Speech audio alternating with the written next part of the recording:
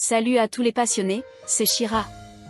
Bienvenue sur Manga Chronique, le rendez-vous incontournable de votre pile à lire. J'espère que vous avez de la place sur vos étagères et un bon budget de côté, parce que le mois de juillet 2026 s'annonce absolument brûlant côté sortie. Les éditeurs nous ont préparé du très lourd pour chiller sous le soleil. Entre des suites de masterclass ultra attendues, des éditions collector qui vont s'arracher en 2 secondes, et des nouveautés pépites qui méritent toute votre attention. Croyez-moi, vous n'êtes pas prêts. Alors, quels sont les mangas à ne surtout pas rater ce mois-ci? Installez-vous confortablement, sortez de quoi noter. C'est parti pour le récap des sorties de juillet. On commence le 1er juillet avec Akata Édition, qui sortira le tome 5 de Qui a vu le pendancé. Et le tome 18 de À tes côtés, qui sortira aussi dans une édition collector. On passe à Casterman, qui sortira le tome 13 de L'habitant de l'infini dans son édition immortelle. Le tome 2 de Therma et Roma et Redux. Et le tome 2 de Tsukima. Chez Glénat Édition, il sortira le tome 43 de Berserk, qui sortira aussi en édition collector. Le tome 22 de Sakamoto Days. Le tome 8 de Les Noces des Lucioles. Le tome 5 de Tower Dungeon. Le tome 2 de Holman. Le tome 14 de Raive. Et un coffret qui réunit l'intégrale de Ghost in the Shell. Pour Kazé Crunchyroll, il sortira le tome 23 de Dan Dadan, qui sortira aussi avec une jaquette collector. On enchaîne avec les sorties Mangetsu, qui nous sortira le tome 35 de Awashi. Regard, un one-shot dessiné par Junji Ito. Le premier tome Le journal de Soichi, qui ressort dans une édition en plusieurs tomes, vous savez, comme ils ont fait il y a quelque temps avec Tomie. Et enfin le tome 10 de Pumpkin Night. Chez Panini, il sortira le tome 6 de Snowballers. Et 2 nouveautés, avec tout d'abord le premier tome de Imaten. Après les cours, Tenishi Yemori fait des ménages pour soutenir sa famille. Un jour, sa vie bien rangée de lycéen est plongée dans le chaos avec l'arrivée d'une nouvelle élève dans sa classe. La charismatique Imari Yoshino, influenceuse, mannequin et présidente de sa propre marque de cosmétiques. Tout semble opposer les deux jeunes gens, et pourtant. Et pour finir avec une deuxième nouveauté, Medusa. Le Japon, dans les années 1970. Élevé par un éminent politicien conservateur, Yoko Sakaki et son frère adoptif Tatsuo sont liés par un attachement mutuel, dont la profondeur est égale à celle du gouffre qui les sépare en matière d'opinion. Alors que les révoltes étudiantes et les protestations sociales atteignent leur point culminant partout dans le monde, les deux protagonistes s'engagent chacun de leur côté sur des voies radicalement opposées. Yoko emboîte le pas des révolutionnaires, tandis que Tatsuo choisit de suivre ceux de son père. On passe aux sorties Pika, qui nous sortira le tome 27 de Couple of Kuko. Et une nouveauté avec le premier tome de Midnight at Tune. Arisu Yamabuki, lycéen de 2e année, est à la recherche d'une dénommée Apollon, une animatrice de radio dont il ne connaît ni l'apparence ni le véritable nom. Mais après la fusion de son lycée avec l'établissement voisin pour filles, il obtient enfin une piste. Apollon ferait partie du club de radio. Il y fait la rencontre de 4 élèves qui rêvent toutes de faire de leur voix leur métier. Afin de découvrir laquelle est Apollon, Yamabuki promet de les aider à atteindre leurs rêves. Chez Doki Doki, nous aurons aussi des nouveautés avec le premier tome de Otaku Girls. Elles sont toujours aussi folles de manga et reviennent vous mettre des paillettes plein les yeux. Comment déclarer sa flamme à une fille qui vous croit gay? C'est la galère dans laquelle se trouve Takahiro. Un lycéen qui en pince pour l'adorable Rumi, au point de poser pour elle au club d'art plastique. Le problème, c'est que Rumi est une otaku finie, une passionnée de manga boys love, et qu'elle voit des homos partout. Ivre de bonheur, elle s'imagine une liaison entre Takahiro et le playboy du lycée, Shunsuke. Voilà qui n'arrange pas non plus la très glamour Yasuko. Elle aussi au taquet jusqu'au bout des ongles, qui a des vues sur le beau gosse. Vous suivez? Amourette, quiproquo et humour déjanté dans un manga pour et sur les fans de manga. Et aussi le premier tome de The Marshall King, qui sortira aussi en édition collector. Le western sublimement revisité par Boichi en mode post-apocalyptique. Dans une ère de désolation où les desperados sèment le chaos, un homme traverse seul le désert, traînant derrière lui le cercueil de M. Godspeed, l'invincible hors-la-loi. Son nom est Jim Godspeed, le fils de M. Venu offrir la dépouille de son père qu'il aurait lui-même tué. Jim proclame qu'il veut devenir marshal. Mais que renferme le cœur de ce fils de bandit notoire? La justice? Ou bien le mal? Enfin, pour terminer le 1er juillet, Noobi Noobi nous sortira une nouveauté avec le premier tome de Clock Striker. Passionné de science, Cast rêve de devenir membre des légendaires Smiths, ces ingénieurs guerriers qui utilisent la technologie pour créer des armes surpuissantes et terrasser leurs ennemis. Choisi comme apprenti par l'excentrique et mystérieuse Philomena Clock, l'une des dernières Smiths encore en activité, Cast va devoir prouver sa valeur et affronter des hors-la-loi qui se sont appropriés de nombreuses technologies par la force, et qui semblent particulièrement remonter contre Philomena. Serait-il lié à la disparition des autres Smiths? On passe au 2 juillet, et on commence avec Kyun, qui nous sortira le tome 30 qui clôture la série Jujutsu Kaisen. Sachez que Kyun nous sortira aussi un coffret collector avec une jaquette alternative. Nous aurons aussi droit au tome 15 de Kindergarten Wars. Le tome 9 de Le Palais des Assassins. Le tome 15 de Akane Banashi. Le tome 10 de The Bugle Call. Le tome 2 de Cosmos. Le tome 4 de Valkyrie Apocalypse l'affaire Jacques l'Éventreur. Le tome 6 de l'Anneau de Jijay. Et pour finir, une nouveauté, avec le premier tome de Suicide Red.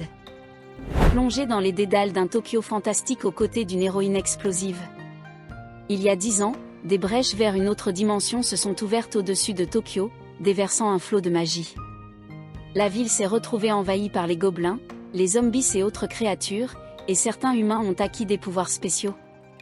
Madoka en fait partie, elle manie les flammes, et se blesse souvent au passage, au point d'être surnommée « Suicide Red ». La jeune fille gagne sa vie comme chasseuse de trésors mais rêve d'entrer dans les brigades chargées des pires monstres, ceux des souterrains fermés au commun des mortels. C'est là qu'elle a perdu la trace de son grand-père, sa seule famille restante.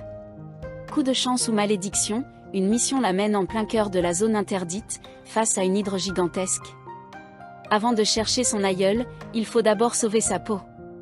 Plongée dans les souterrains de Tokyo, capitale des monstres et de la magie. Du côté de Kurokawa, il sortira le tome 30 de Moi, quand je me réincarne en slime. Le tome 15 de Soul Eater dans sa perfecte édition.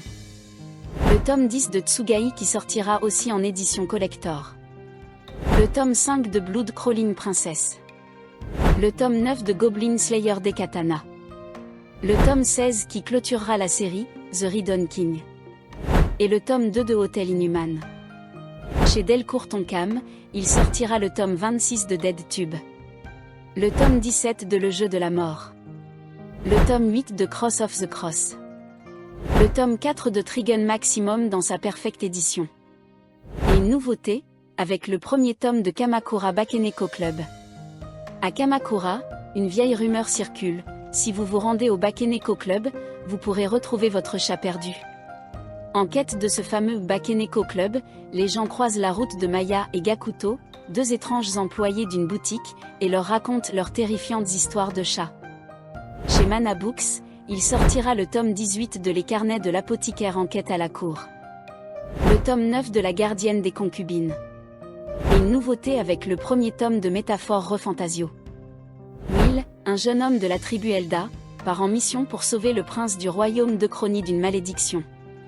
Tandis qu'il visite la capitale, la voix du roi, pourtant mort, résonne à travers le ciel. Quand viendra le jour du héros, quiconque aura vraiment mérité la foi des citoyens accédera au trône. Contre toute attente, des élections royales sont soudainement mises en place. En y participant, Will compte bien faire de la « fantaisie » prônée dans le livre auquel il tient tant une réalité. Pour le 3 juillet, il y aura des sorties chez Kana avec le tome 26 de Undead Unlock. Le tome 10 de Darwin's Incident. Le tome 2 de Basara dans sa Star Edition. Le tome 29 de Gamaran le tournoi ultime. Et le tome 13 de 4 frères pour moi. Chez Vega, il sortira le tome 20 de Manchuria Opium Squad. Mais aussi une nouveauté avec le premier tome de Dessin claqué. Super force, vol, manipulation du feu, tout le monde naît avec un pouvoir qui détermine son utilité et sa position dans la société. Enfin presque tout le monde, les malheureux qui n'ont pas de pouvoir, ou ne l'ont pas encore trouvé, sont marginalisés et dévalorisés. C'est le cas du jeune Danny, qui enchaîne les entretiens d'embauche infructueux et blessants. Pourtant Danny va découvrir qu'il est loin d'être inutile, car il est doté d'un des pouvoirs les plus puissants au monde, matérialiser tout ce qu'il dessine. Problème, Danny est vraiment nul en dessin. Dans un monde où l'apparence fait la loi, Danny va devoir prouver qu'un trait maladroit peut changer le destin, ou foutre un sacré bordel. Il sortira aussi 2 one-shots, avec tout d'abord, Afternoon Ray. Et le deuxième one-shot, Sounds of Vinyl. Pour le 8 juillet, Noobi nous sortira le tome 10 de Bloom. Et le tome 3 qui sera le dernier tome de Twisted Wonderland, La Maison Octavine. Chez Pika, il sortira le tome 24 de Dreamland qui aura aussi droit à une édition collector. Le tome 10 de Ton visage au clair de lune. Le tome 9 de Holic. Le tome 4 de Servine le roi oublié. Et le tome 12 de Nos dames cantabilées. Chez Kazé Crunchyroll, il sortira le tome 15 de AQ dans sa Smash édition. Et une nouveauté, avec les 2 premiers tomes de Ultimate Exorcist Kiyoshi, qui sortiront pour l'occasion le premier tome en édition limitée, et édition Fnac.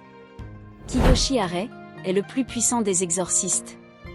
Depuis que sa famille est morte, tuée par un démon, il n'a eu de cesse de s'entraîner. Plus question pour lui de perdre un être cher ou de laisser une personne connaître la même tragédie. Aujourd'hui, du haut de ses 16 ans, le voilà fin prêt à remplir sa première mission. Seulement, il y a un hic. En plus d'être très timide, Kiyoshi est un trouillard de première. C'est le commencement d'une série d'exorcismes aussi palpitants que dramatiquement drôles. Chez Panini, il sortira le tome 11 qui sera le dernier de Vampire Night Memory. Le tome 7 de De neige et d'encre. Le premier tome d'une réédition anniversaire de Planète. Et une nouveauté avec le premier tome de The Orgress Bridge. Un Japon où les humains et des esprits surnaturels, les Ayakashi, coexistent. Oni. Esprit renard, chat spectre. Grâce à leurs pouvoirs extraordinaires et à leur beauté fascinante, les Ayakashi forment le cœur et l'élite du pays. Lorsqu'un Ayakashi identifie une jeune humaine comme sa fiancée, elle reçoit la promesse d'un amour inconditionnel. Yuzu est une lycéenne qui vit dans l'ombre de sa sœur cadette, la fiancée d'un esprit renard. Méprisée et privée d'affection par sa famille, elle endure chaque jour une profonde solitude. Un soir, elle croise dans la rue un jeune homme d'une beauté saisissante. Ce garçon aux yeux rouges n'est autre que Reiya Kiryuin, héritier de la famille la plus puissante des Ayakashi et futur maître de tous les Oni. Chez le Lézard Noir, il sortira le tome 9 de Le Vendeur du magasin de vélo. Le tome 2 de Le Pays de Tanabata. Et le tome 4 de Yokai Giga. Le 9 juillet, il sortira chez Delcourt Tonkam le tome 5 qui sera le dernier de l'édition Perfect de Hellsing. Le premier tome de la nouvelle Perfect édition de Alice in Borderland, qui sortira aussi en édition collector. Et une nouveauté, avec le premier tome de Strand. 4 lycéens vivent avec leurs failles, leurs doutes et leurs rêves, jusqu'au jour où une attaque électromagnétique prive le pays d'électricité et de toutes les ondes. Les infrastructures sont paralysées et les communications coupées. Le bon sens et la valeur des choses sont alors rapidement remis en question. Au fil des rencontres, les personnages vont rapidement devoir choisir. Dans une telle situation, comment faut-il réagir? Faut-il se placer en bourreau ou en sauveur? Une série courte pleine de réflexions sur le passage à l'âge adulte, le courage, et notre place dans le monde moderne. Chez Soleil Manga, nous aurons droit à la sortie du tome 7 de Dorohedoro dans sa KO édition. Le tome 14 de Witch Watch. Et un one-shot, Ant Beast Side. Cette fois, Eri joue du côté des loups-garous, dont le seul but est d'éliminer leurs compagnons. Bienvenue dans la phase B de cette série à succès. Eri Nishina, lycéenne candide et innocente, a été enlevée et forcée à participer à un jeu de loup-garou grandeur nature où elle et ses camarades de classe devaient s'entretuer. De ce jeu sanglant, qui oppose villageois et loup-garou, Eri comptant parmi les premiers, est sortie victorieuse. Malheureusement, sa récompense n'était pas la liberté, mais une nouvelle partie macabre. Le 10 juillet chez Kana, il sortira le 15e et dernier tome de Sexy Cosplay Doll qui sortira aussi dans un coffret collector. Le tome 9 de Kagurabashi. Le tome 16 de Slam Dunk dans sa perfecte édition. Le tome 7 de Silence. Le tome 7 de Crow. Et le premier tome de Yu-Gi-Oh dans une édition Millennium. Chez Ototo, il sortira le tome 14 de Made in Abyss. Le tome 3 de Now That We Draw. Et une nouveauté, avec le premier tome de Paper Bag Is in Love. Est-ce un harceleur? Un pervers? Ni l'un ni l'autre, juste un étudiant aussi timide qu'amoureux. Si timide qu'il n'ose approcher sa belle sans un sac en papier sur la tête. Mais c'est sans doute grâce à ce sachet qu'il aura la force de se déclarer à elle. Toutefois, que répondre à un prétendant dont on n'a jamais vu le visage? Chez Shiba, nous aurons droit à la sortie du tome 6 de River and Café. Et le tome 3 de Gal Can't Be King to Otaku. Le 17 juillet, il y aura des sorties chez Meian, avec le tome 9 et 10 de Kingdom dans sa Deluxe édition. Le tome 9 et 10 de School Life. Le tome 5 de Samurai Isekai. Un coffret avec les 6 premiers tomes de Hinamatsuri. Et une nouveauté, avec le tome 1 et 2 de Contract Sister. Kazane Ayafuji a un passe-temps secret, elle adore observer Awayama, une serveuse dans un restaurant familial. Un jour, elle tombe sur Awayama qui est seule sous la pluie.